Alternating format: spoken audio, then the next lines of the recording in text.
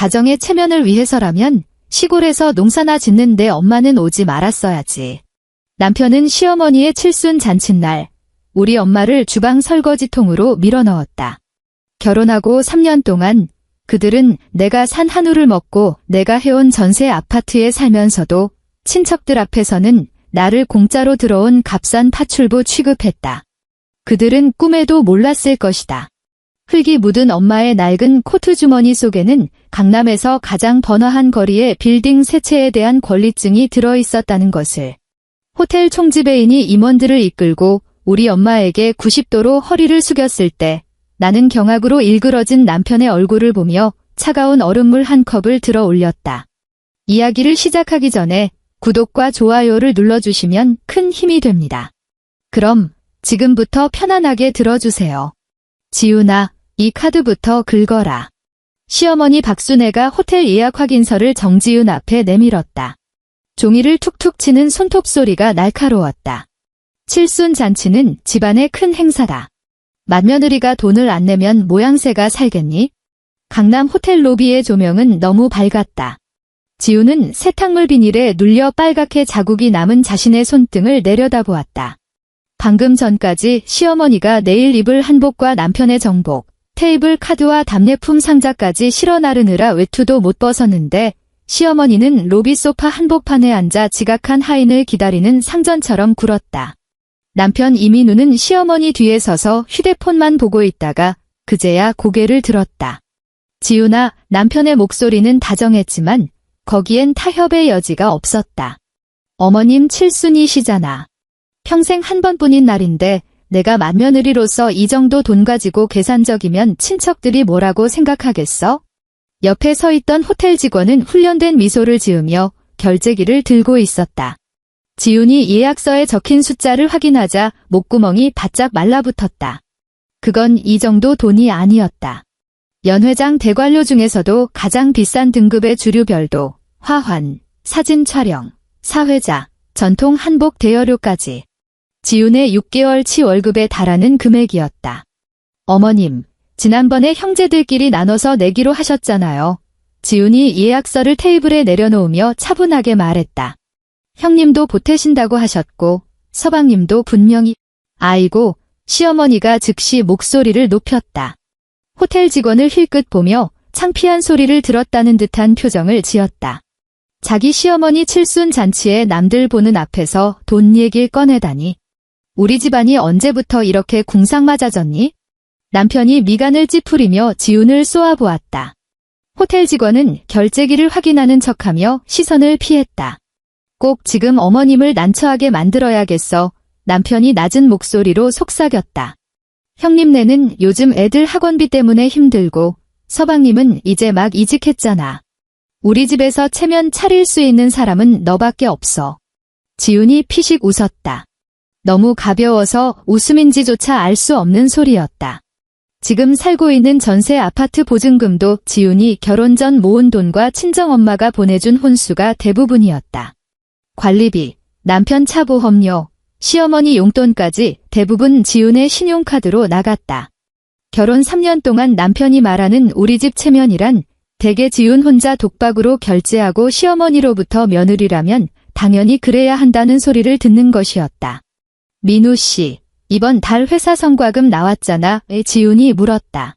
남편의 얼굴이 순식간에 어두워졌다. 시어머니가 먼저 가로채며 소파 팔걸이를 탁 쳤다. 남자의 돈은 큰일에 써야 하는 법이다. 여자가 번 돈은 집안 살림에 쓰라고 있는 거 아니니? 설마 그 돈을 모아서 전라남도 친정에 보내기라도 하겠다는 거야? 지훈의 손가락이 가방 버클 위에서 멈췄다. 남편은 그 움직임을 포착하자마자 지훈의 손목을 꽉 눌렀다. 힘이 강하진 않았지만 가방을 빼지 못하게 막기엔 충분했다. 적당히 해, 남편이 말했다. 긁어. 어머님 내일 새벽부터 머리하러 가셔야 해. 지훈은 남편의 손을 내려다보았다. 결혼식 날 다시는 고생시키지 않겠다고 맹세하며 잡아주던 그 손이었다. 이제 그 손은 지훈을 누르며 호텔 로비에서 예의 없는 아랫사람처럼 고개를 숙이게 만들고 있었다. 지훈이 카드를 내밀자 호텔 직원의 미소가 살짝 옅어졌다. 결제기에서 지직거리는 소리와 함께 긴 영수증이 토해져 나왔다. 시어머니는 영수증을 낚아채듯 받아 확인하더니 만족스럽게 접어 가방에 넣었다. 내일 사돈어른 오실 때 너무 초라하게 입고 오시지 않게 해라. 시어머니가 일어서며 덧붙였다. 우리 교회 교인들도 다 오고 친척들도 많아. 시골에서 오셔서 이런데 익숙하지 않으시겠지만 괜히 엉뚱한 소리 하시지 않게 입단속 잘하고. 알겠니? 지우는 대답하지 않았다. 바닥에 놓인 세탁물 비닐을 집어들자 바스락거리는 소리가 텅 빈 로비에 울려 퍼졌다. 남편이 지훈의 귓가에 대고 이를 갈며 속삭였다. 어머님 말씀 다 너 잘 되라고 하시는 소리야? 친정 일만 나오면 그렇게 얼굴 붉히지 마. 지훈이 고개를 들어 남편을 보았다. 남편은 이미 한 걸음 물러나 휴대폰을 귀에 대고 다른 사람에게는 세상에서 가장 친절한 목소리로 전화를 받기 시작했다. 다음 날 정오, 호텔 입구는 차들로 가득했다. 연회장 밖에는 시어머니의 대형 사진이 걸려 있었다. 보라색 한복을 곱게 차려입고 꽃을 든 시어머니는 온 가족의 사랑을 받는 기품 있는 어머니처럼 웃고 있었다. 지우는 새벽 5시 반에 일어나 남편의 와이셔츠를 다리고 테이블 카드를 최종 점검했다. 시어머니는 전날 밤 갑자기 전화를 걸어 교회 집사님 2분 자리를 추가하라고 난리를 피웠고 지우는 호텔 측에 사정하며 배치를 다시 조정해야 했다. 호텔에 도착했을 때 지훈의 위장에는 식어 빠진 밥 한 술조차 들어있지 않았고 커피 한 잔도 다 마시지 못한 상태였다. 시어머니는 대기실 의자에 앉아 입술 화장을 수정받고 있었다. 시누이 이미진이 아이를 안고 들어오더니 아이 외투 지퍼가 고장났다며 지훈에게 쓱 밀어냈다. 옳게 이것 좀 봐줘요. 우리 민서가 아침부터 계속 때를 써서 정신이 없네? 지훈은 아이를 받아 지퍼에 걸린 천을 조심스레 빼냈다. 아이는 사탕을 입에 문 채 끈적거리는 손으로 지훈의 소매를 만져댔다. 시누이는 그걸 보고도 미안하다는 말 한마디 없이 가방을 뒤졌다. 옳게 어제 연회장 비용 결제했죠? 시누이가 아무렇지 않게 물었다. 엄마한테 들었어요. 와, 옳게 진짜 능력 있다. 나 같으면 생활비 대느라 죽어도 못했을 텐데. 시어머니가 거울 속으로 지훈을 힐끗 보았다. 맏며느리가 맏며느리더워야지. 월급도 적지 않은데 지훈이가 안 내면 누가 내니? 지훈은 아이의 지퍼를 채워주고 어깨를 살짝 다독였다. 그때 휴대폰이 진동했다. 화면에는 엄마가 보낸 메시지가 떠 있었다. 지금 도착했다. 로비가 참 크구나. 꽃 옆에서 기다릴게. 지훈의 심장이 덜컥 가라앉았다. 그녀는 즉시 아이를 내려놓고 밖으로 향했다. 어디 가니? 시어머니가 물었다. 저희 엄마 오셨어요. 시어머니의 립스틱 붓이 멈췄다. 얼굴색이 단번에 변했다. 왜 이렇게 일찍 오셨대? 잔치 시작하기 직전에 들어오시라고 안 했니? 문가로 들어오던 남편도 그 소리를 듣고 미간을 찌푸렸다. 내가 갈게. 당신은 여기 있어? 지우는 남편의 말을 무시하고 엘리베이터로 달렸다. 엘리베이터 거울에 비친 자신의 얼굴은 창백했고 바쁜 일과의 화장은 이미 반쯤 지워져 있었다. 로비 층을 누르는 손가락 끝이 가늘게 떨렸다. 로비 커다란 꽃 장식 옆에 엄마 한영숙이 서 있었다. 엄마는 키가 작았고 보풀이 일어난 회색 스웨터 위에 낡은 코트를 걸치고 있었다. 소매 끝에는 다기지 않은 흙 흔적이 희미하게 남아 있었다. 발치에는 검은 비닐봉지 2개가 놓여 있었는데 입구가 끈으로 꽁꽁 묶여 있었다. 그중 하나에서는 김치통의 하얀 뚜껑이 살짝 보였다. 대리석 바닥이 얼굴이 비칠 정도로 반짝이는 호텔 로비에서 엄마는 마치 다른 세계에서 갑자기 떨어진 사람처럼 보였다. 지훈이 급히 달려가 봉지를 받으려 했다.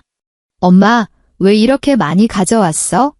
아무것도 가져오지 말라니까. 엄마는 지훈을 보자마자 환하게 웃다가 지훈의 하얗게 질린 입술을 보더니 웃음을 거두었다. 너 아침 안 먹었지? 엄마가 작은 종이 꾸러미를 지훈의 손에 쥐어주었다. 터미널에서 산 김밥이다. 식었어도 좀 챙겨 먹어. 지훈은 꾸러미를 움켜쥐었다. 코끝이 찡해졌지만 로비에서 눈물을 보일 순 없었다.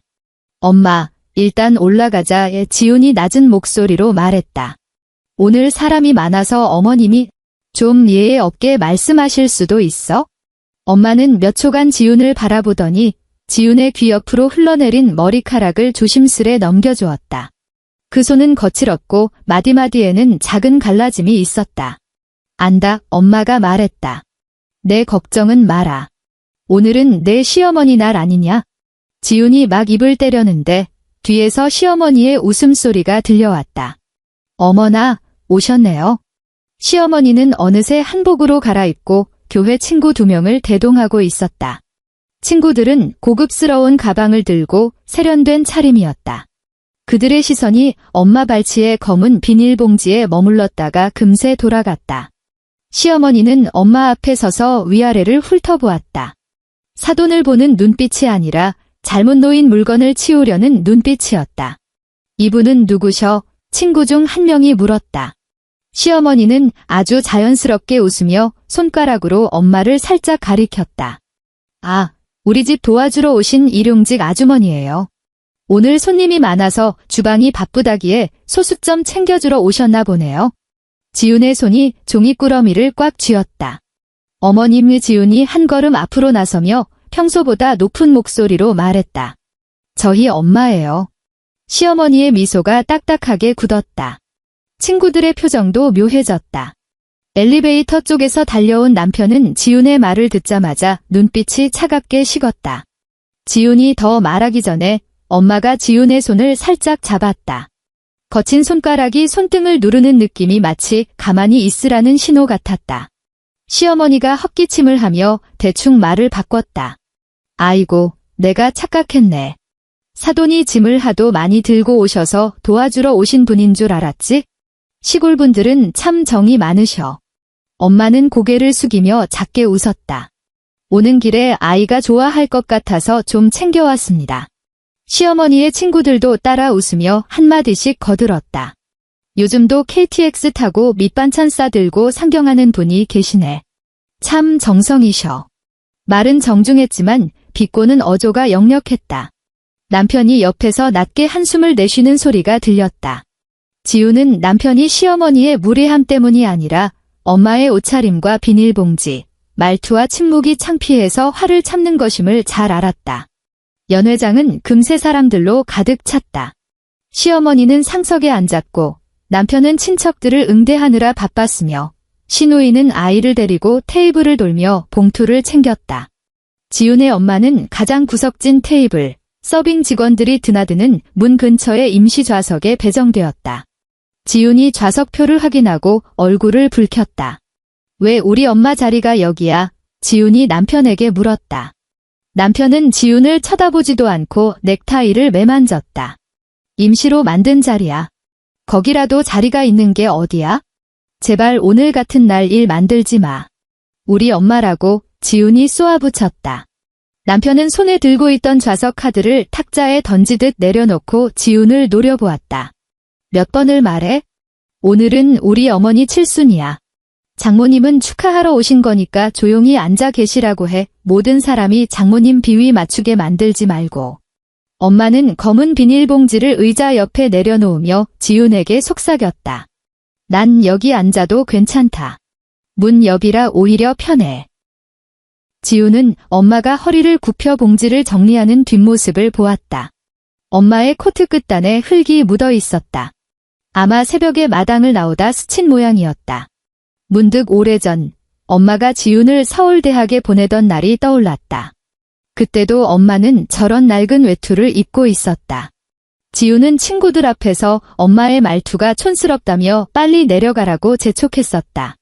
엄마는 화내지 않고 밑반찬이 든 통을 트렁크에 넣어주며 서울밥이 아무리 좋아도 배 골고 자지 말라고 당부했었다. 결혼 후 지훈은 엄마를 시댁 식구들에게 거의 보여주지 않았다. 안 보여주고 싶어서가 아니라 남편이 전라남도라는 지명을 꺼낼 때마다 마치 가려야 할 오점처럼 굴었기 때문이었다. 잔치가 시작되자 사회자가 시어머니를 무대로 모셨다.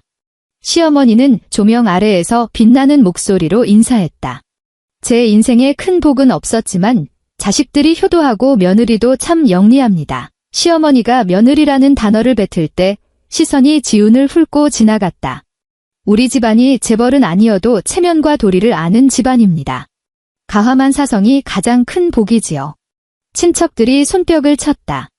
지훈은 무대 아래에서 여분의 봉투를 쥔 채 서 있었다. 종이날에 손바닥이 살짝 베었지만 아픈 줄도 몰랐다. 음식이 나오자 시어머니의 친구들이 술을 권하며 다가왔다. 시어머니는 뭐 이런 걸 다 준비했냐며 사양하는 척하면서도 축의금 봉투를 시누이의 가방에 착착 챙겨 넣었다. 누군가 지훈의 친정 형편을 묻자 시어머니가 가로채 대답했다. 사돈댁은 전라남도 쪽에서 땅 좀 일구고 사세요. 노인네들이라 소일거리 삼아 농사 지으시는데 건강은 하시죠. 그것도 고생이시겠네요. 친구가 말했다. 시어머니는 웃으며 나무를 집어 먹었다. 고생이야 고생이죠. 하지만 사람이 분수를 알아야지. 자식 서울로 시집 보낸 것만으로도 신분 상승한 거나 다름없는데 시댁 입장에서 그런 걸 따지면 안 되죠. 그 말이 떨어지자 테이블에는 잠시 정적이 흘렀다. 남편은 못 들은 척 국을 떠먹었고 시누이는 아이 밥 먹이기에 여념이 없었다. 지훈의 엄마는 구석자리에서 묵묵히 밥을 비비고 있었다. 상석 쪽은 쳐다보지도 않았고 음식도 거의 입에 대지 않았다. 서빙 직원들이 그 뒤를 바삐오갔고 카트바퀴가 엄마의 의자 등받이를 칠 때마다 엄마는 미안하다는 듯 의자를 안으로 바짝 당겨 기를 터주었다. 지훈이 뜨거운 국 한 그릇을 들고 상석 옆에 섰을 때 갑자기 남편이 지훈의 손목을 낚아챘다. 남편의 손가락은 아주 강하게 지훈을 압박했다. 얇은 소매 위로 손톱이 살을 파고들 정도였다. 남편이 고개를 숙여 지훈의 귓가에 입술을 바짝 댔다. 얘야, 저 재수 없는 내 엄마 좀 어떻게 해봐. 남편의 목소리는 지훈에게만 들릴 정도로 낮고 서늘했다. 저 꼴로 와서 내 얼굴에 먹칠하는 게 목적이야? 당장 주방 들어가서 설거지나 좀 도와드리고 오시라고 해. 저기 앉아있으니까 다들 쳐다보잖아. 지훈이 들고 있던 국그릇이 흔들리며 뜨거운 열기가 얼굴로 확 끼얹어졌다. 그녀는 천천히 고개를 돌려 남편을 보았다. 남편은 여전히 웃고 있었다. 멀리 있는 친척들에게 보여주기 위한 가식적인 미소였다. 하지만 손목을 쥔 힘은 점점 더 강해졌다. 들었어, 남편이 말했다. 우리 어머니 앞에서 화내게 하지 마. 지훈은 구석 자리를 보았다. 엄마는 뭔가를 감지한 듯 고개를 들었다. 엄마는 남편이 지훈의 손목을 꽉 쥐고 있는 것을 보았고 시선이 거기 멈췄다.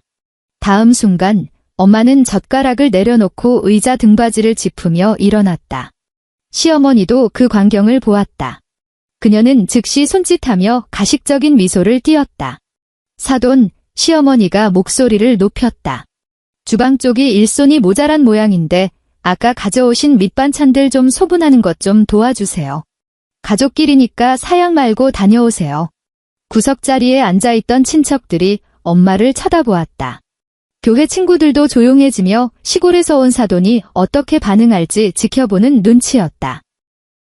엄마는 제자리에 서서 의자 등받이를 꽉 쥐었다. 그 순간 지훈은 엄마의 낡은 코트 주머니가 묵직하게 부풀어 있는 것을 보았다. 그 안에는 두꺼운 서류 몇 권이 들어있는 듯했다. 평소라면 서울 올 때 절대 들고 오지 않을 물건들이었다. 엄마는 오기 전에 그저 지나가는 길에 전해줄 게 좀 있다라고만 했었다. 남편은 지훈의 손목을 놓고 엄마에게 걸어갔다. 어머니가 가라고 하시면 가세요. 남편은 존댓말을 썼지만 손은 이미 엄마의 팔을 움켜쥐고 주방 쪽으로 밀어내고 있었다.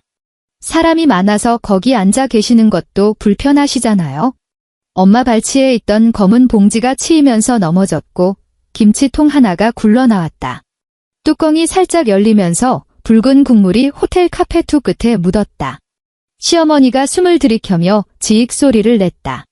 마치 카페트이 사람보다 더 아프다는 듯한 표정이었다. 아이고, 이걸 어째? 시어머니가 친구들에게 속삭였다. 시골 사람들은 이래서 안 돼. 뒷정리 하나 제대로 못한다니까. 지훈은 국그릇을 테이블에 내려놓았다. 그릇 바닥이 테이블과 부딪히며 둔탁한 소리가 났다. 그녀는 성큼성큼 걸어가 남편 앞을 가로막았다. 우리 엄마 놓으라고. 남편의 미소가 드디어 사라졌다. 그는 지훈을 쏘아보며 으르렁거렸다. 너 오늘 여기서 미치기로 작정한 거야? 놓으라고 했어? 시어머니가 즉시 일어났다. 한복 치맛자락이 의자에 걸려 휘청거렸지만 아랑곳하지 않았다. 지훈아.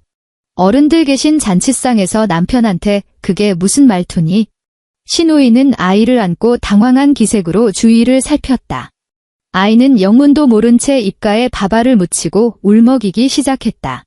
친척들이 웅성거리기 시작했고 사회자는 음악을 틀어야 할지 말아야 할지 몰라 무대 옆에서 눈치만 보았다. 남편은 얼굴이 철회색으로 변하더니 손에 힘을 주어 엄마를 옆으로 밀쳤다. 엄마는 비틀거리며 벽 쪽 장식 기둥을 붙잡고서야 겨우 멈춰섰다. 지훈은 자신의 호흡이 짧아지는 것을 느꼈다. 테이블 위에는 여전히 김이 모락모락 나는 된장찌개 한 대접이 놓여 있었다. 그녀는 손을 뻗어 그 그릇을 집어 들었다. 그릇 가장자리가 손가락 끝을 데울 정도로 뜨거웠다. 남편은 그녀의 동작을 보고 눈빛이 변했다. 너, 감히. 남편이 목소리를 낮췄다. 지훈은 남편을 빤히 바라보았다. 그녀의 손은 아주 안정적이었고 국물 한 방울 흔들리지 않았다. 지난 3년 동안 지훈은 수없이 설명해왔다.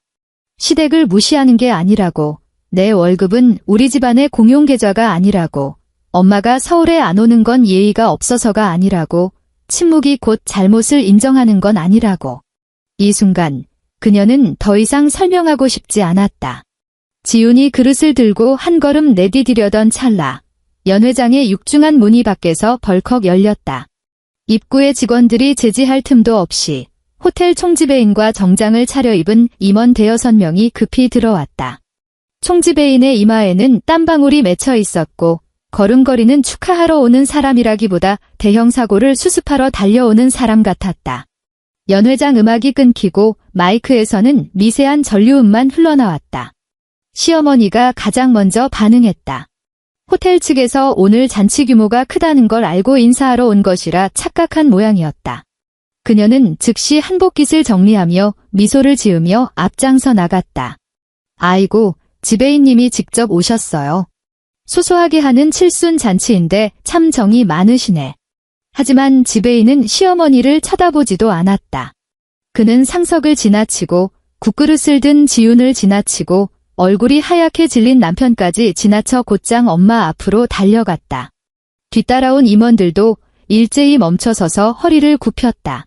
지배인이 90도로 깊게 머리를 숙였다. 회장님의 지배인의 목소리가 가늘게 떨렸다. 어떻게 이런 모습으로 여기까지 오셨습니까? 최상층 VVIPC를 비워두었습니다. 다음 달 호텔 지분 인수에 대한 최종 서류가 회장님 결재만 기다리고 있습니다. 연회장 안의 모든 소리가 증발했다. 단순한 정적이 아니었다. 모든 사람의 동작이 정지 화면처럼 멈춰버렸다. 시누이 품에 안긴 아이는 숟가락을 물고 있다가 툭 떨어뜨렸고 시어머니의 미소는 경련하듯 일그러진 채 입을 벌리고 있었다. 엄마의 팔을 붙잡고 있던 남편의 손이 서서히 풀리더니 손가락이 하나씩 옷감에서 떨어져 나갔다. 지훈은 국그릇을 든 채 멍하니 엄마를 바라보았다. 열기가 얼굴에 닿았다. 엄마는 지배인을 보지 않았다. 먼저 남편이 꽉 쥐어 빨갛게 변한 지훈의 손목부터 살폈다. 엄마의 얼굴에는 조금 전까지 보여주던 조심스러운 미소가 없었다. 엄마는 낡은 코트 소매를 살짝 당겨 손등에 거친 자국을 가리고는 지배인에게 말했다. 내 딸이 이 3년 동안 모셔온 귀족들이 도대체 얼마나 대단한 분들인지 보러 왔네. 지배인의 허리가 더 깊게 꺾였다. 회장님, 저희가 의전이 부족했습니다. 엄마는 고개를 돌려 시어머니를 보았고 이어 남편을 보았다. 목소리는 높지 않았지만 모든 테이블에 또렷하게 박혔다. 이 호텔 보안이 이 정도일 줄은 몰랐군. 아무나 들어와서 가장 비싼 연회장 상석을 차지하고 앉아 손님의 어머니를 주방으로 밀어내다니 말이야. 지배인의 얼굴이 순식간에 창백해졌다. 뒤에 선 임원들 중 누구도 감히 고개를 들지 못했다. 시어머니는 의자 등받이를 붙잡은 손가락 끝이 하얗게 변했다. 사돈, 시어머니가 겨우 목소리를 쥐어짰다. 이게 어떻게 된 일이에요? 혹시 호텔 아는 분이세요? 남편이 한 걸음 다가오며 억지 미소를 지었다. 정갈하게 빗어 넘겼던 머리카락 한 가닥이 이마로 흘러내려 땀에 젖은 피부에 달라붙어 있었다. 장모님, 남편이 입을 뗐지만 목소리가 갈라졌다. 방금 전엔 오해가 있었습니다. 전 그저 입구 쪽 자리가 불편하실까 봐 편한 곳으로 모시려던 것뿐입니다. 엄마는 남편을 응시하다가 옆에 있던 서빙 직원의 쟁반에서 얼음물 컵을 집어들었다. 직원은 당황해서 어쩔 줄 몰랐고 지배인은 즉시 눈짓을 보냈다. 직원은 공손히 컵을 내주었다. 엄마는 얼음물을 받아 남편 앞에 섰다. 누가 내 장모냐? 엄마가 물었다. 방금 나더러 주방 가서 설거지하라고 하지 않았니? 말이 끝나기 무섭게 얼음물이 남편의 얼굴에 쏟아졌다. 물이 남편의 이마와 콧날, 턱을 타고 흘러내려 값비싼 정장깃을 적셨다. 연회장 곳곳에서 숨을 들이켜는 소리가 났고 누군가는 작은 비명을 질렀다. 남편은 눈을 감은 채 한참을 서 있다가 겨우 눈을 떴다. 분노가 서렸지만 감히 폭발시키지 못하는 기괴한 표정이었다. 지우는 들고 있던 국그릇을 테이블에 내려놓았다. 그제야 되었던 손가락 끝이 따끔거리며 감각이 돌아왔다. 시어머니가 갑자기 털썩 의자에 주저앉았다. 시누이는 아이를 안고 뒤로 물러났고 겁먹은 아이가 작게 울기 시작했다. 회장님, 이 지배인이 낮은 소리로 물었다. 보안 요원들을 부를까요? 엄마는 지배인에게 대답하는 대신 지훈을 보았다. 지훈아, 엄마가 이름을 불렀다. 이리 온. 지훈이 엄마 곁으로 다가갔다. 엄마는 지훈의 손목을 잡아 뒤집어 보았다. 남편이 움켜쥐었던 붉은 자국이 선명했고 가장자리는 이미 푸르스름하게 멍이 들고 있었다. 엄마의 엄지손가락이 그 자국 옆에서 멈췄다. 차마 만지지 못하는 듯 했다. 아프냐? 엄마가 물었다. 지우는 아프다고 말하지 않았다. 그녀는 그저 엄마의 손바닥에서 손목을 천천히 빼내고는 가방 속에서 휴대폰을 꺼냈다. 남편은 휴대폰을 보자마자 얼굴에 물기도 닦지 못한 채 다급하게 소리쳤다. 지훈아, 뭐 하려는 거야? 집안일은 밖에서 소란 피우는 거 아니야? 오늘은 어머님 칠순 잔치인데 내가 적어도 뭐. 지훈이 남편을 똑바로 쳐다봤다. 적어도 당신들이 우리 엄마를 파출부 취급하는 걸 계속 참으라고? 남편의 입술이 달싹였지만 말이 나오지 않았다. 시어머니가 정신을 차린 듯 식탁을 짚고 일어나 목소리를 부드럽게 깔았다. 지훈아, 아까 이 어미가 말이 좀 심했다. 다 오해여서 그래. 시어머니가 지훈에게 손을 뻗었다. 사돈께서 워낙 소박하게 입고 오셔서 내가 못 알아봤잖니? 너도 알다시피 내가 나이가 들면 가끔 입이 먼저 앞서서 그렇지. 지훈은 한 걸음 뒤로 물러나 시어머니의 손을 피했다. 어머님은 입이 앞서신 게 아니에요. 지훈이 말했다. 늘 그렇게 생각하고 계셨던 거죠. 지훈은 휴대폰의 녹음 파일을 재생했다. 가장 먼저 흘러나온 것은 시어머니의 목소리였다. 지난달 주방에서 지훈이 베란다로 빨래를 거들어 간 줄 알고 시어머니가 남편과 나누던 대화였다. 걔 결혼 전 모은 돈 아직 자기 계좌에 있지? 어떻게든 내 명의로 돌려놓으라고 해라.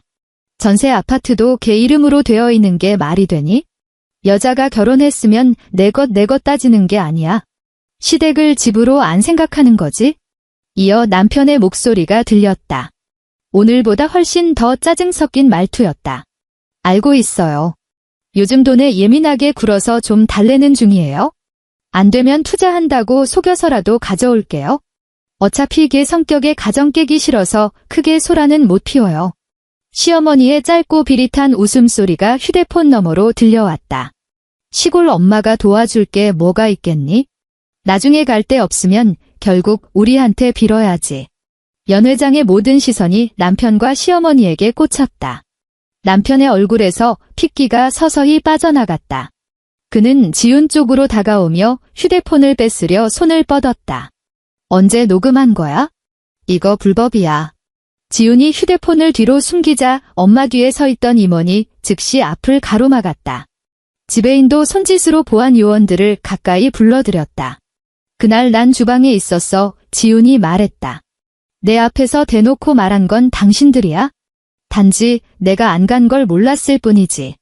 민우 씨, 집안일 밖에서 소란 피우지 말자고 했어? 그런데 왜 집에서는 그렇게 당당하게 나를 이용할 궁리만 했어? 남편의 손이 공중에 멈췄다. 두 번째 녹음 파일이 이어졌다. 지훈의 엄마를 비하하는 시어머니의 목소리였다. 사돈 오면 안방 쪽에는 못 들어오게 해라. 흙냄새 난다. 그리고 지훈이 친정 자꾸 못 가게 해. 출가 외인이 자꾸 친정 들락거리면 돈 새어나가는 법이야. 남편의 웃음 섞인 대답이 흘러나왔다. 알겠어요. 저도 올 때마다 밑반찬 싸들고 오는 거 지겨워 죽겠어요. 앞으로 못 오게 할게요. 지훈은 녹음을 껐다. 모든 파일을 다 들려줄 필요도 없었다. 이것으로 충분했다. 시어머니의 교회 친구들은 고개를 돌리거나 굳은 표정으로 앉아 있었다. 가함한 사성을 칭송하던 집사는 술잔을 내려놓으며 옆 사람과 귓속말을 주고받았다. 친척들의 눈빛은 경멸과 수치심으로 변해 있었다. 시어머니가 드디어 허둥거리기 시작했다. 그런 거 아니다. 시어머니가 식탁보 끝을 꽉 쥐었다. 난 그저 너희 부부 걱정돼서 그런 거야? 돈을 합쳐야 부부답지? 엄마는 다 우리 집 잘 되라고 그런 거란다. 엄마가 갑자기 헛웃음을 터뜨렸다. 온기라곤 전혀 없는 웃음이었다. 집 잘 되라고 엄마가 물었다. 내 딸이 낸 보증금으로 전세 살고 내 딸이 산고기 먹고 칠순 잔치까지 내 딸 카드로 긁으면서 뒤로는 재산을 빼돌릴 공리를 해. 너희 집에서 내 딸만 빼고 다 한통속이었던 거냐? 시어머니는 입만 벙긋거릴 뿐 대답하지 못했다. 시누이가 드디어 입을 뗐다. 목소리가 파르르 떨렸다. 옳게, 오빠랑 엄마가 그런 소리 한 줄 정말 몰랐어요. 오늘 사람도 많은데 제발 그만하면 안 될까요? 애도 보고 있잖아요. 지우는 시누이를 바라보았다. 시누이의 품 안에서 아이는 엄마 어깨에 얼굴을 묻고 있었다.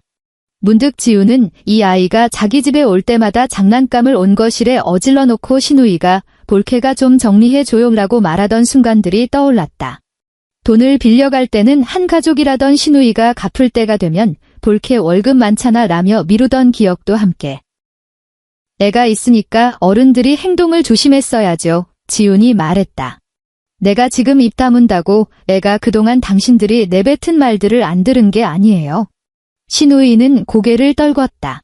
엄마는 낡은 코트 주머니에서 서류 가방 하나를 꺼냈다. 가방 모서리는 달아있었고 엄마의 옷차림처럼 볼품없었다. 그녀는 그 가방을 지배인에게 건넸다. 연회장 결제 취소하게 엄마가 말했다. 오늘 이 잔치 내가 대접 안 하네. 지배인은 가방을 받자마자 고개를 숙였다. 회장님, 즉시 처리하겠습니다. 시어머니는 취소라는 단어에 바늘에 찔린 듯 비명을 지르며 일어났다. 취소라니요? 시어머니의 목소리가 날카롭게 갈라졌다. 손님들이 다 왔고 축의금도 받았는데 취소라니. 사돈, 아무리 돈이 많아도 이렇게 사람을 망신 주는 법이 어디 있어요. 엄마가 그녀를 쳐다보았다. 망신. 시어머니는 한 걸음 다가오려다 한복 치마에 발이 걸려 비틀거렸다. 식탁을 짚으며 겨우 균형을 잡은 그녀가 삿대질을 했다. 난 어른이에요. 내가 말 한마디 실수했기로서니 며느리가 이럴 순 없는 거예요. 우리 민우가 지훈이랑 결혼해서 3년 동안 애도 못 낳았는데 내가 구박 한 번 한 적 있나요? 그런데 이제 와서 돈 많은 엄마 믿고 온 가족을 밟겠다니 세상에 이런 도리가 어디 있냐고요. 그 말이 나오자 지훈의 어깨가 미세하게 떨렸다. 남편이 다급하게 시어머니를 말렸다. 어머니, 그만하세요. 하지만 시어머니는 멈추지 않았다. 친척들의 시선을 의식한 그녀는 이 국면을 뒤집어야 한다고 생각한 모양이었다. 적어도 자기가 아무 이유 없이 며느리를 무시한 게 아니라는 명분이 필요했다. 우리는 뼈대 있는 집안이에요.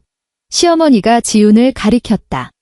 시집와서 일 바쁘다고 살림도 제대로 안 하고 내 소식도 없고 어머니 칠순에 돈 좀 내라고 했다고 녹음기까지 들고 와서 시댁을 협박해? 이런 며느리 감당할 집이 어디 있겠어. 지훈은 천천히 휴대폰을 가방에 넣었다. 엄마가 입을 열려 하자 지훈이 살며시 엄마의 손을 눌러 제지했다. 제 입으로 말할게요. 지우는 상석으로 다가가 이미 결제된 예약 확인서를 집어들었다.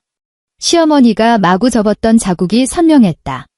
어머님, 결혼 3년 동안 살림 누가 했고 공과금 누가 냈는지 어머님이 누구보다 잘 아시죠? 아이 문제는 저 혼자만의 일이 아니에요. 의사가 민우 씨도 검사 받으라고 했을 때 민우 씨는 자긴 문제없다며 끝까지 거부했죠. 어머님이 그 책임을 저한테 돌리는 건 당신 아들에게 물어볼 용기가 없기 때문이에요. 남편의 얼굴이 흉측하게 일그러졌다. 정지윤. 지우는 남편을 보았다. 소리 지르지 마. 당신은 늘 창피할 때마다 내 이름을 부르지. 그러면 내가 멈출 줄 알고. 남편은 입술을 굳게 깨물었다. 지우는 자신의 신용카드 영수증을 테이블 위에 올려두었다. 이 카드로 극은 연회비는 호텔 측에 취소와 재결제를 요청할 거예요. 만약 안 된다면 이혼 재산 분할 때 당신네 집안의 개인 지출로 명시해서 청구할게요. 지우는 잠시 숨을 고르고 남편을 응시했다. 지금 이 순간부터 난 당신과 어머님을 위해 단일원도 쓰지 않겠어. 시어머니가 멍하니 중얼거렸다. 이혼. 남편도 얼굴이 하얗게 질렸다. 뭐라고? 이혼한다고 했어. 지훈이 단호하게 말했다. 오늘도 말하고 내일도 말할 거야. 민우 씨, 난 이제 그 집에 당신들 공짜 파출부 노릇하러 돌아가지 않아. 남편이 한 걸음 다가오며 목소리를 낮췄다. 너 지금 엄마 믿고 이러는 모양인데 냉정하게 생각해. 부부싸움이 이혼으로 끝날 일이야? 부부, 지훈이 되물었다. 방금 우리 엄마 주방으로 밀어넣을 때 나를 당신 아내라고 생각하기는 했어? 남편은 대답하지 못했다. 엄마는 그때 휴대폰을 꺼내 어디론가 전화를 걸었다. 누구를 피하지도 않았고 목소리를 높이지도 않았다. 나네, 엄마가 말했다. 이민우가 다니는 회사, 그 프로젝트 투자건 중단시켜. 리스크 검토 미통과라고 사유 적고. 이후 모든 회의는 내 지시 기다려. 남편이 고개를 확 쳐들었다. 그가 다니는 회사는 최근 외부 투자금으로 겨우 신규 프로젝트를 버티고 있었다. 지난주에도 남편은 집에서 술을 마시며 이번 투자만 들어오면 금방 승진할 거라고 떠들어댔었다. 지우는 그때 주방에서 설거지를 하며 우리 민우 이제 출세길 열리는데 며느리가 더 잘 보필해야지라는 시어머니의 잔소리를 듣고 있었다. 당신, 남편의 목소리가 말라비틀어졌다. 그 투자가 회장님 쪽이었습니까? 엄마는 전화를 끊고 담담하게 남편을 보았다. 농사꾼이라고 무시하더니 농사꾼도 투자 제안서는 볼 줄 안단다. 연 회장은 웅성거림으로 가득 찼다. 남편의 얼굴은 공포로 일그러졌다가 순식간에 비굴한 표정으로 바뀌었다. 장모님, 아니, 회장님. 남편이 급히 말을 바꿨다. 일은 일이고 집안 오해는 따로 풀어야죠.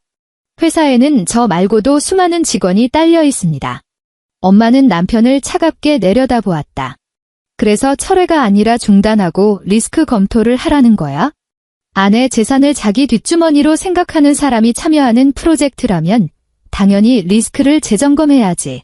남편의 목을 대가 크게 움직였다. 지우는 엄마 곁에 서서 남편이 자신 앞에서 어깨를 움츠리는 것을 처음 보았다. 후회 때문이 아니라 잃을 것이 생겼다는 것을 깨달았기 때문이었다. 지배인이 보안 책임자에게 몇 마디 속삭였다. 곧이어 보안 요원들이 연 회장 양옆에 섰다. 사람을 건드리지는 않았지만 상석과 출구 사이를 차단하는 압박감이 느껴졌다. 시어머니는 보안 요원들을 보며 얼굴이 파랗게 질렸다. 너희들 지금 뭐 하는 거야? 내가 오늘 주인공이야. 지배인이 시어머니 앞에 서서 정중하지만 차가운 목소리로 말했다. 박순애 씨, 호텔 측은 소유주 대표로부터 귀하와 일행이 VVIP 고객에게 신뢰를 범하고 질서를 어지럽혔다는 통보를 받았습니다. 즉시 연 회장에서 나가주십시오. 이후 정산 문제는 계약서대로 처리하겠습니다. 박순애 씨라는 호칭에 시어머니의 볼살이 파르르 떨렸다. 평소 권사님, 어머니 소리 듣기를 좋아하던 그녀에게 이 호칭은 가장 굴욕적인 선고였다. 못 나가. 시어머니가 테이블 위에 축의금 가방을 꽉 움켜쥐었다. 내 칠순 잔치야. 친척들, 친구들 다 보고 있는데 감히 나를 쫓아내. 시누이가 급히 다가가 시어머니를 붙들었다. 엄마, 일단 나가요. 더 망신당하기 전에. 시어머니는 시누이를 뿌리치며 엄마를 가리켰다. 돈이 아무리 많아도 어른한테 이러는 거 아니야. 내 딸이 우리 아들한테 시집왔으면 우리 집 사람이야. 오늘 우리를 쫓아내면 제가 앞으로 어디서 사람 구실하고 살겠어? 엄마는 지훈을 보았다. 지훈은 시어머니의 시선을 피하지 않았다. 내가 앞으로 어떻게 살지는 어머님이 걱정하실 일 아니에요. 지훈이 말했다. 어머님은 오늘 일이 교회에 퍼지면 어떻게 설명하실지나 걱정하세요. 시어머니의 얼굴이 드디어 무너져 내렸다. 고개를 돌려보니 교회 친구들은 이미 가방을 챙겨 일어나고 있었다.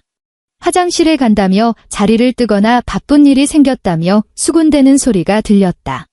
시어머니가 그토록 중요하게 여기던 체면이 모래성처럼 허물어지고 있었다. 남편이 지훈에게 다가와 낮은 목소리로 애원했다. 지훈아, 너무 독하게 굴지 마. 전세 보증금 절반은 내 거야. 이혼하더라도 내 몫은 줘야 해. 그리고 어머님 사시는 곳도 내가 마음대로 끊으면 안 되잖아. 지훈은 가방에서 서류 봉투 하나를 꺼냈다. 어제 저녁 잔치가 끝나면 남편에게 보여주려고 준비했던 것이었다. 안에는 전세 계약서, 복사본과 대출 정리 자료가 들어있었다. 보증금 출처, 이체 내역 다 있어. 당신이 말하는 절반이라는 건 당신 부모님이 빌려준다고 생색냈던 그 돈 말하는 거지? 그 돈 들어오자마자 다음날 당신 누나 계좌로 다시 빠져나갔잖아. 민우 씨, 당신들이 장부를 너무 허술하게 관리해서 내가 모를 줄 알았어? 남편이 봉투를 뺏으려 하자 지훈이 내리눌렀다. 그리고 집주인 채권량도 통지서 내가 확인했어. 당신이 내 이름 담보로 서방님 가게 차려줄 때 사인했던 그 계약서. 지금 정식 금융권으로 넘어갔어. 연체되면 절차대로 진행될 거야. 난 변호사 통해서 그게 부부 공동 채무가 아니라는 거 소명할 거고. 남편의 안색이 하얗게 질리다 못해 잿빛으로 변했다. 언제 안 거야? 남편이 물었다. 지훈은 대답하지 않았다. 2주 전이었다. 퇴근하고 집에 갔더니 시어머니가 현관 비번을 바꿔놓았었다. 가족끼리 비번 좀 바꾼 게 대수냐며 20분을 밖에서 떨게 했었다. 집에 들어가 신발장 위에 놓인 뜯겨진 통지서 하나를 발견했었다. 지훈의 이름이 적힌 것이었다. 시어머니는 광고지라 했고 남편은 묻지 말라 했었다. 지훈은 싸우는 대신 그 통지서를 가방에 넣고 다음날 반차를 내어 사실을 확인했었다. 그날부터 그녀는 하나하나 장부를 정리해왔다. 엄마에게는 말하지 않았다. 그래도 남편이 언젠가 설명해 주길, 적어도 미안하다는 말 한마디 해주길 바랐었다. 오늘 그가 엄마를 주방으로 밀어넣기 전까지는 남편이 갑자기 지훈의 팔을 붙잡았다. 지훈아, 집에 가서 얘기하자. 여기 사람 너무 많아? 내가 지금 하는 말 한마디 한마디가 우리 부부 관계를 망치고 있어? 지훈은 남편의 손을 내려다보았다. 이번엔 남편이 힘을 주지 않았다. 하지만 지훈에겐 그 손이 세상에서 가장 무겁게 느껴졌다. 엄마 뒤에 있던 보안 요원이 다가왔다. 남편은 즉시 손을 뗐다. 내 딸 건드리지 마, 엄마가 경고했다. 남편은 반걸음 물러섰다. 얼굴의 물기는 조금 말랐지만 처참한 흔적은 그대로였다. 분노와 공포가 뒤섞인 눈으로 지훈을 보았다. 이러면 안 되지, 남편이 중얼거렸다. 우리 회사 쪽 일 잘못되면 나도 가만히. 지배인이 말을 잘랐다. 이민우 씨, 나가주십시오. 보안 요원들이 압박하며 다가오자 시어머니가 비명을 질렀다. 내 칠순 잔치란 말이야. 사람 죽이는 꼴 보고 싶어서 이래? 아무도 대답하지 않았다. 친척들은 짐을 챙겨 서둘러 빠져나갔고 지훈과 시선을 피하며 고개를 숙였다. 사회자는 마이크를 껐고 무대 위 축하 사진은 여전히 밝게 빛나고 있었다. 한복을 입고 웃고 있는 시어머니의 사진과 그 아래 서 있는 비참한 실물이 겹쳐 보였다. 보안 요원들이 사람들을 억지로 던져버리진 않았다. 그들은 단호하게 시어머니와 남편, 시누이 가족을 연회장 밖으로 밀어냈다. 시어머니는 축의금 가방을 놓지 않으려고 발버둥 쳤지만 문 앞에서 대기하던 호텔 직원이 제지하며 예절 바르게 말했다. 잔치 축의금 내역과 현장 비품을 확인해야 하니 잠시 대기해달라고. 시어머니의 얼굴은 불그락푸르락 변했고 결국 시누이의 부축을 받으며 끌려나가듯 사라졌다. 연회장 문이 닫히자 안에는 흩어진 의자와 먹다 남은 음식, 상석에 놓여 식어버린 된장찌개만 남았다. 지우는 제자리에 서 있다가 다리에 힘이 풀리는 것을 느꼈다. 의자 등받이를 붙잡고 버텼다. 엄마가 다가와 아까 지훈이 먹지 못한 김밥 꾸러미를 집어들었다. 포장지를 벗기자 김밥은 이미 차갑게 식어 단단해져 있었다. 한 점이라도 먹어라, 엄마가 말했다. 지우는 김밥을 보며 고개를 저었다. 엄마는 더 권하지 않았다. 김밥을 깨끗한 접시에 옮겨 담고는 카페트 옆에 구르던 김치통을 집어 올렸다. 지배인이 도와주려 했지만 엄마는 손을 저어 막았다. 내 딸 주려고 가져온 거네, 엄마가 말했다. 내가 직접 치움새. 지우는 바닥에 주저앉아 엄마와 함께 비닐봉지를 정리했다. 국물이 손가락에 묻었지만 차가운 느낌이 싫지 않았다. 엄마는 가방에서 손수건을 꺼내 지훈의 손을 정성껏 닦아주었다. 엄마, 지훈이 낮은 목소리로 불렀다. 왜 진작 말 안 했어? 엄마의 움직임이 멈췄다. 다른 임원들은 멀리 물러나 있었고 서빙 직원들만 문밖에서 대기 중이었다. 엄마는 지저분해진 손수건을 접어 봉투에 넣었다. 내가 대학 졸업하던 해에 그랬지?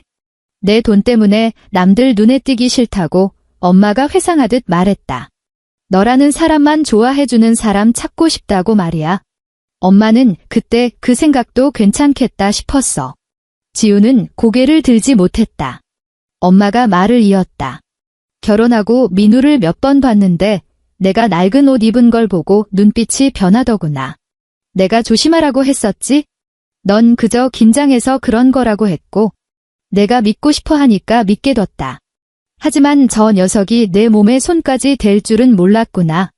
지훈의 손목에는 여전히 붉은 자국이 남아 있었다. 그녀는 손목을 소매 안으로 감췄다. 나도 내가 이렇게 오래 참을 줄 몰랐어. 엄마는 왜 그렇게 미련했냐고 묻지 않았다. 그저 검은 비닐봉지를 다시 꽉 묶으며 낮은 목소리로 말했다. 내 잘못 아니다. 누구나 처음엔 잘 살아보려고 하는 법이지. 그 한마디가 지훈의 귓가에 내려앉았다. 잔치 현장에서 들었던 그 어떤 환호성보다 묵직했다. 지훈은 엄마의 낡은 코트 주머니를 보았다. 권리증 서류가 살짝 삐져나와 있었다. 강남 빌딩 세 채의 권리증이 김치통, 김밥, 흙 묻은 코트와 함께 섞여 있었다. 마치 엄마가 그동안 딸에게 설명하지 않았던 또 다른 인생의 조각들처럼.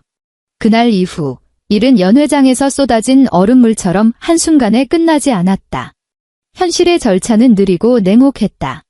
변호사를 만나고 자료를 정리하고 은행과 집주인에게 사실을 확인해야 했다. 남편의 회사 일도 리스크 검토라는 복잡한 과정을 거쳐야 했다. 지우는 당장 엄마의 펜트하우스로 옮기지 않았고 남편을 하루아침에 파멸시키지도 않았다. 그저 전세 아파트로 돌아갔고 현관 비밀번호를 눌렀을 때 또다시 비번이 바뀌어 있다는 것을 알게 되었다. 문 안에서 시어머니의 목소리가 들렸다. 누구니? 지우는 복도에 서서 초인종을 눌렀다. 남편이 문을 열었을 때 그의 얼굴은 수척했다. 밤을 샌 듯 셔츠는 구겨져 있었고 턱수염이 거뭇하게 자라 있었다. 시어머니는 거실 소파에 앉아 있었고 옆에는 연회장에서 챙겨온 답례품 상자들이 쌓여 있었다. 시누이는 보이지 않았고 오직 두 사람뿐이었다. 내가 여기가 어디라고 와, 시어머니가 울먹이며 소리쳤다. 어제 그 수치를 주고 이제야 나타나다니. 내 엄마가 돈 많으면 다냐? 민우네 회사 투자 끊어서 민우가 회사에서 어떤 취급받는지 내가 알기나 해. 지우는 집 안으로 발을 들이지 않았다. 휴대폰을 들고 녹음기 버튼을 눌렀다. 몰래 하는 것이 아니었다. 대놓고 보여주었다. 남편은 그걸 보자마자 얼굴을 찌푸렸다. 또 녹음이야? 내가 참여하는 대화는 다 녹음할 거야, 지훈이 말했다. 나중에 딴소리 못하게. 시어머니가 우라통이 터지는 듯 일어났다. 이 고약한 것. 남편이 시어머니를 가로막았다. 어머니, 가만히 좀 계세요. 지우는 준비해온 목록을 남편에게 건넸다. 내 짐 리스트야. 오늘 가져가겠어? 공동 사용 물품은 일단 두고. 전세 아파트 거는 변호사가 연락할 거야. 다시는 비번 바꿔서 내 짐 챙기는 거 방해하지 마. 남편은 목록을 훑어보더니 입꼬리를 비틀었다. 계산 참 빠르네. 3년 결혼 생활이 고작 이것뿐이야? 당신들이 먼저 계산했잖아. 지훈이 응수했다. 시어머니가 참지 못하고 소리쳤다. 그럼 칠순 잔치 비용은? 호텔 취소시켜서 친척들이 다 나 비웃는다. 축의금도 뺏기다시피 하고 도둑놈 취급받았어. 내 체면 물어내. 지우는 시어머니를 차갑게 응시했다. 어머님 체면을 왜 내 카드로 사려고 하세요? 지훈이 물었다. 망신당한 게 억울하시면 왜 우리 엄마를 파출부라고 소개했는지 스스로 물어보세요. 시어머니의 입술이 떨렸다. 남편이 목록을 꽉 쥐었다가 다시 펼쳤다. 지훈아, 얘기 좀 해. 나도 잘못했어. 장모님께 손댄 건 정말 미안해. 하지만 장모님이 하신 일은 너무 지나쳐. 회사 투자 중단돼서 프로젝트 팀이 난리야. 오늘 부장님이 나 따로 불러서 보직 해임 검토하겠다고 하셨단 말이야. 지우는 남편의 말을 끝까지 듣고 입을 열었다. 당신이 지금 사과하는 건 우리 엄마가 당신 직장을 건드렸기 때문이야. 남편의 얼굴이 굳었다. 아니야, 남편이 부정했다. 난 우리가 아직 부부니까. 지우는 거실을 둘러보았다. 소파 옆에는 지훈이 직접 산 스탠드가 있었고 갓에는 시어머니가 눈부시다며 씌워놓은 촌스러운 수건이 걸려 있었다. 식탁 위에는 지훈이 아침에 미처 치우지 못한 컵이 있었고 싱크대에는 설거지감이 쌓여 있었다. 예전 같으면 집에 오자마자 소매를 걷어붙이고 정리했을 일들이었다. 이번에 지훈은 현관에서 신발조차 벗지 않았다. 민우 씨, 지훈이 말했다. 내가 당신한테 가장 듣고 싶었던 말이 뭔 줄 알아? 남편이 고개를 들었다. 아직 감정이 남았다거나 회사가 힘들다는 소리가 아니야. 이지훈이 눈을 맞췄다. 우리 엄마를 주방으로 밀어넣은 게 잘못된 일이었다는 소리를 듣고 싶었어.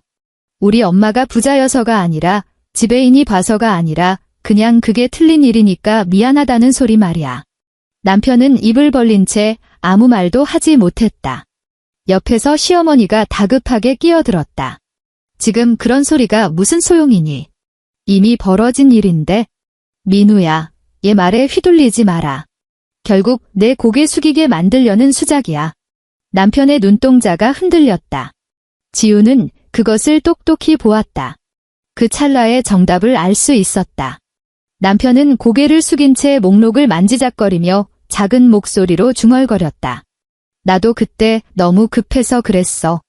장모님이 그런 차림으로 오시니까 친척들 눈도 있고 해서 나도 압박감이 심했다고. 지우는 고개를 끄덕였다. 더 이상 할 말이 없었다. 그녀는 남편을 지나쳐 방으로 들어갔다. 옷과 서류, 업무용 노트북, 그리고 몇 권의 장부를 챙겨 트렁크에 넣었다. 시어머니는 뒤에서 투덜대며 그 짐들 중에 우리 돈으로 산 것도 있다고 소리를 질러댔고 남편은 거실 한복판에 서서 도와주지도 막지도 못한 채 서 있었다. 지우는 화장대 서랍에서 결혼 반지 상자를 꺼냈다. 상자는 비어 있었고 반지는 지훈의 손에 끼워져 있었다. 그녀는 반지를 빼서 남편의 협탁 위에 올려두었다. 금속이 나무판과 부딪히며 가벼운 소리를 냈다. 문가에 서 있던 남편의 얼굴이 변했다. 꼭 이래야겠어? 지우는 가방 지퍼를 채웠다. 변호사가 연락할 거야? 시어머니가 달려와 가방을 붙잡았다. 못 가. 내가 가면 이 집은 어떡하고? 관리비는 누가 내?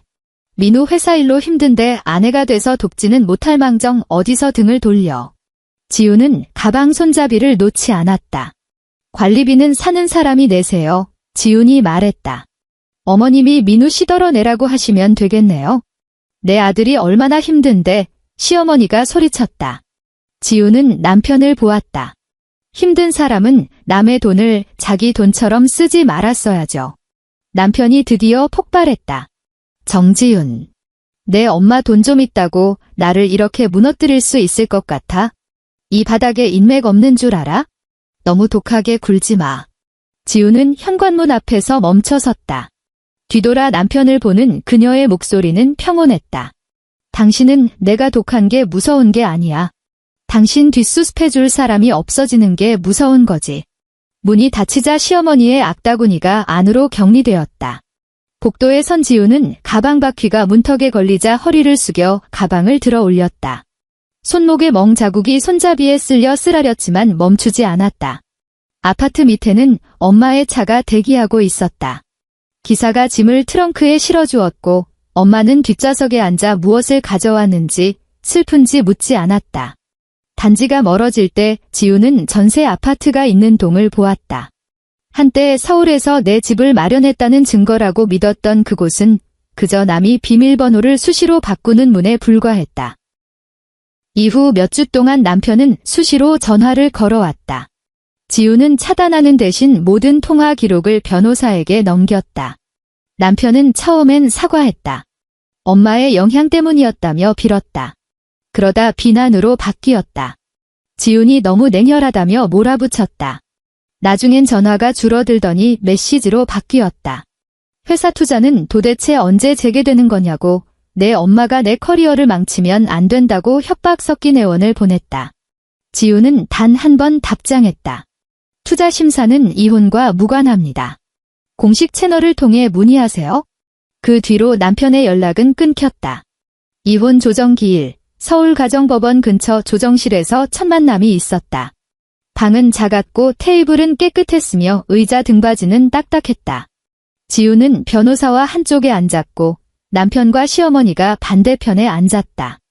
시어머니는 굳이 올 필요가 없었지만 아들이 당하는 꼴을 못 보겠다며 억지로 따라왔다. 지우는 짙은 색 정장을 입고 머리를 단정히 묶었다. 반지는 끼지 않았다. 손가락에 남았던 옅은 자국은 이미 흐릿해져 자세히 보지 않으면 알 수 없었다. 남편은 몰라보게 수척해졌다. 시어머니의 머리는 칠순 잔칫날처럼 화려하지 않았고 화장은 두껍게 했지만 피곤함을 가리지 못했다. 조정위원이 양측 의견을 들었다. 남편 측 변호사가 먼저 말을 꺼냈다. 원만한 해결을 원하며 공동생활 기간이 기니 재산을 기여도에 따라 나누자고 했다.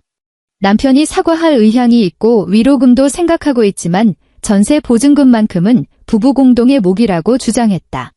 지훈의 변호사가 서류를 테이블에 하나씩 펼쳤다.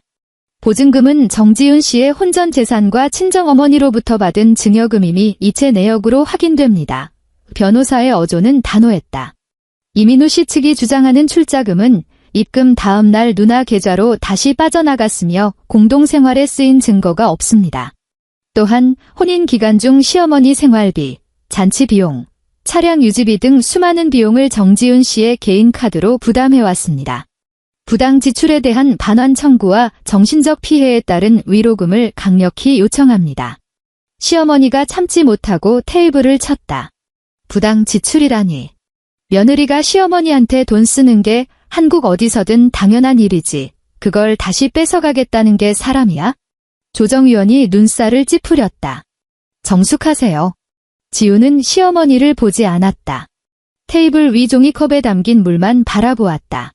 수면이 아주 평온했다. 남편이 시어머니에게 낮게 말했다. 어머니, 가만히 계세요. 시어머니는 억울한 듯 목소리를 낮췄지만 멈추지 않았다.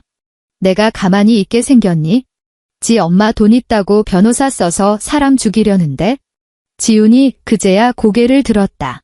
보통 사람은 며느리 이름으로 허위 담보대출을 받아서 동생 가게를 차려주지 않아요.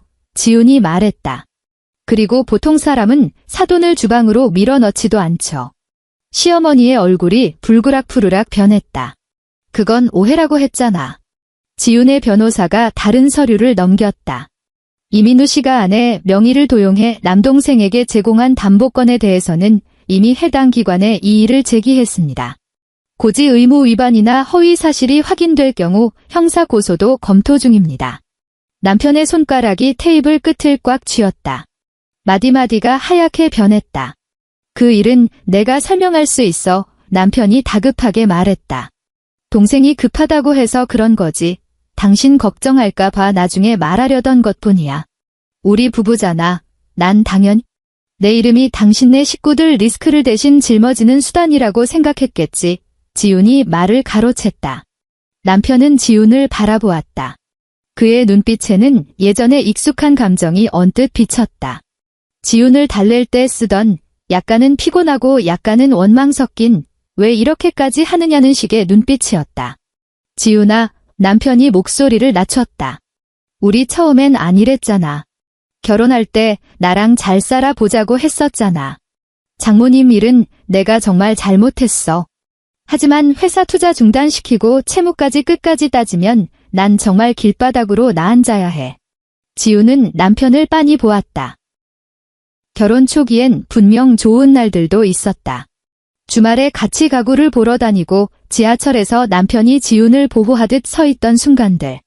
시어머니가 처음 집에 왔을 때 남편이 덤마, 지훈이도 직장 생활하느라 힘들어라고 편들어주던 때도 있었다. 하지만 그런 말들은 점점 줄어들었고 결국 내가 좀 참아, 어머니 나이가 많으시잖아, 가족끼리 왜 이래 라는 말만 남았다. 지훈은 혼인관계가 서서히 나빠지는 줄 알았다. 하지만 장부를 정리하며 깨달았다. 처음부터 흔적은 있었다. 남편이 시어머니 병원 검사비를 대신 내달라고 하며 다음 달에 주겠다고 했던 첫 순간부터, 시누이 아이 학원비를 보태달라며 가족끼리 계산하지 말자던 두 번째 순간부터, 세 번째부터 그는 더 이상 갚겠다는 말조차 하지 않았다. 민우 씨, 지훈이 입을 뗐다. 나도 잘 살아보려고 했어? 그래서 매번 참았던 거야? 그런데 당신은 내 인내심을 당신이 당연히 가져가도 되는 권리로 착각했어. 남편은 고개를 떨궜다. 조정은 당일 끝나지 않았다. 변호사들은 조건을 주고받으며 지루한 싸움을 이어갔다. 연회장에서보다 훨씬 더 길고 차가운 과정이었다. 누구도 허리를 굽히지 않았고 물을 뿌리지도 않았다. 오직 서류와 숫자, 책임과 침묵만이 오갔다. 몇 달 뒤, 이혼 판결과 합의 내용이 확정되었다. 지훈은 드라마 같은 극적인 승리를 거두어 남편을 한순간에 소멸시키지는 못했다. 하지만 자신의 보증금을 지켜냈고 담보 채무의 굴레에서 벗어났다. 혼인 기간 중 명백히 유용된 비용들에 대해서는 남편이 갚아야 할 채무와 위로금으로 인정받았다. 남편 명의의 자산은 얼마 없었지만 앞으로의 급여와 퇴직금 관련 권리들이 변제 계획에 포함되었다. 남편의 회사는 결국 투자를 완전히 잃지는 않았다.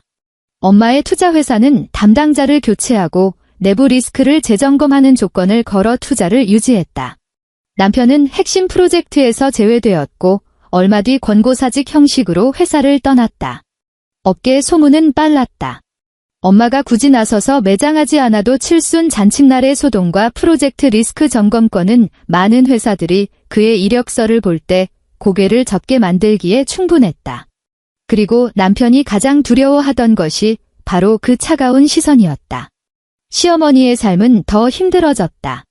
남동생의 가게는 결국 문을 닫았고 시어머니가 보증 섰던 빚 일부가 그녀에게 넘어갔다.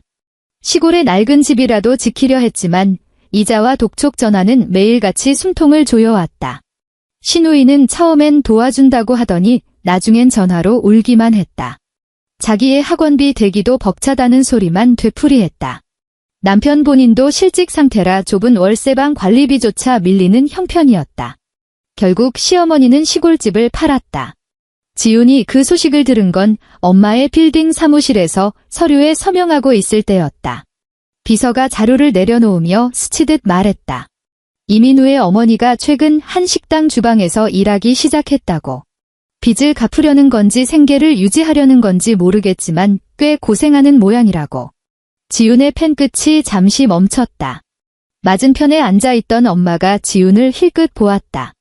가볼 거냐? 지훈은 마저 서명을 마치고 펜 뚜껑을 닫았다. 아니요. 엄마는 더 권하지 않았다. 겨울이 빠르게 다가왔다. 강남의 가로수 잎들이 다 떨어지고 빌딩 사이로 부는 바람은 뺨을 때릴 듯 매서웠다. 지훈은 엄마의 회사에서 자산관리 업무를 배우기 시작했다. 예전에는 이런 일들을 거부했었다. 제 힘으로 벌어먹고 살아야 자존감을 지키는 줄 알았다. 지금도 여전히 일하지만 이제는 인정하게 되었다. 엄마가 준 것은 수치심이나 지름길이 아니라 남에게 오해받을까 봐 두려워 거부했던 가장 강력한 보호막이었다는 것을. 엄마는 모든 것을 한꺼번에 맡기지 않았다. 매일의 회의, 보고서, 임차인과의 조율, 수선 예산까지 지훈이 밑바닥부터 배우게 했다. 엄마는 남보다 딸에게 더 엄격했다. 한 번은 지훈이 계약서를 꼼꼼히 살피지 못하자 팀원들 앞에서 차갑게 문제를 지적했다. 회의가 끝나고 탕비실에서 물을 마시던 지훈은 한참 동안 컵을 든 채 가만히 서 있었다. 엄마가 들어오더니 작은 밑반찬통 하나를 냉장고에 넣었다. 저녁에 가져가라 엄마가 말했다. 지훈은 반찬통을 보며 웃음이 터졌다. 회장님이 회의 끝나고 이런 걸 직접 만드세요? 내가 만든 거 아니다. 아주머니가 하신 거야, 엄마가 덧붙였다. 내가 먹어보니 맛이 괜찮더구나. 지훈은 물을 한 모금 마셨다. 엄마는 자기만의 방식으로 위로하고 있었다. 이래서 실수는 바로잡되 밥은 잘 챙겨 먹으라는 소리였다. 이혼 서류가 최종 확정되던 날, 변호사가 서류를 건넸다. 종이는 얇았지만 손에 닿는 무게는 묵직했다. 지훈은 이름을 확인하고 서류를 가방에 넣었다. 울지도 않았고 축배를 들지도 않았다. 오후에는 임차인 조율 회의가 있었고 회의실에는 사람들이 기다리고 있었다. 해질녘, 엄마가 최상층으로 올라오라고 했다. 펜트하우스는 연회장처럼 화려하지 않았다. 탁 트인 창으로 강남의 도로와 건너편 빌딩들이 보였다. 테이블 위에는 가느다란 잔 2개와 샴페인이 놓여 있었다. 엄마는 술을 잘 마시지 않지만 오늘은 한 병을 땄다. 고생했다. 엄마가 잔을 밀어주었다. 지훈은 잔을 받았다. 잔 벽이 아주 차가웠다. 그녀는 마시는 대신 창가로 다가갔다. 빌딩 아래 인도 위로 서류 가방을 든 한 남자가 바람 속에 서 있었다. 짙은 코트는 낡았고 어깨선은 조금 내려앉아 있었다. 그는 손에 든 이력서를 내려다보더니 빌딩 입구를 올려다보았다. 보안 요원과 안내 데스크 직원이 고개를 저었고 남자는 잠시 입구에 서 있다가 다시 서류를 가방에 넣고 다른 건물로 향했다. 지훈은 그게 남편이라는 걸 한눈에 알아봤다. 그는 몇 달 전보다 훨씬 말랐고 머리카락은 바람에 헝클어져 있었다. 예전에 그는 늘 남자는 큰일을 해야 한다고, 여자는 사소한 것에 신경 쓰지 말라고 했었다. 이제 그는 빌딩 숲 사이를 돌며 자신의 인생을 적은 몇 장의 종이를 들고 누군가 자기를 만나주길 기다리고 있었다. 엄마가 지훈 곁으로 다가와 창밖을 함께 보았다.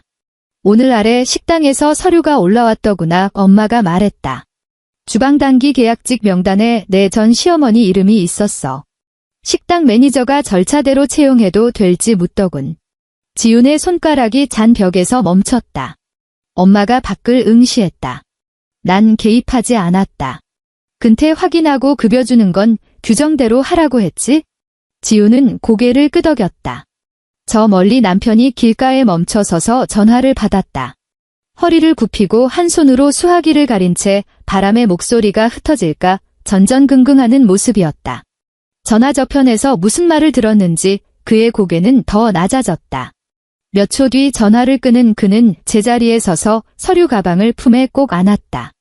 아무도 그를 밀치거나 욕하지 않았지만 그는 이 도시의 모든 유리문 밖으로 밀려나 있는 듯 보였다. 지훈은 샴페인을 한 모금 마셨다. 차가운 액체가 목을 타고 넘어가자 미세한 탄산의 짜릿함이 느껴졌다. 엄마는 테이블 위에서 낡은 서류 가방 하나를 집어들었다. 칠순 잔칫날 엄마의 코트 주머니에서 보였던 모서리가 다 닳아버린 그 가방이었다. 엄마는 가방을 지훈 앞에 내려놓았다. 이 빌딩 세 채의 관리권, 다음 달부터 내가 한 채씩 맡아라, 엄마가 말했다. 선물이 아니다. 제대로 못하면 다시 뺏을 거다. 지훈은 서류 가방의 표면을 조심스레 어루만졌다. 알아요.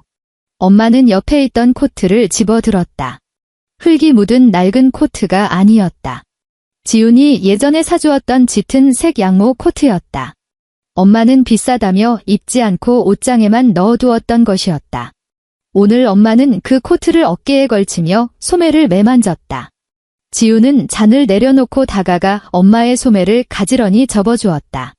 엄마는 소매를 내려다보며 낮은 목소리로 말했다.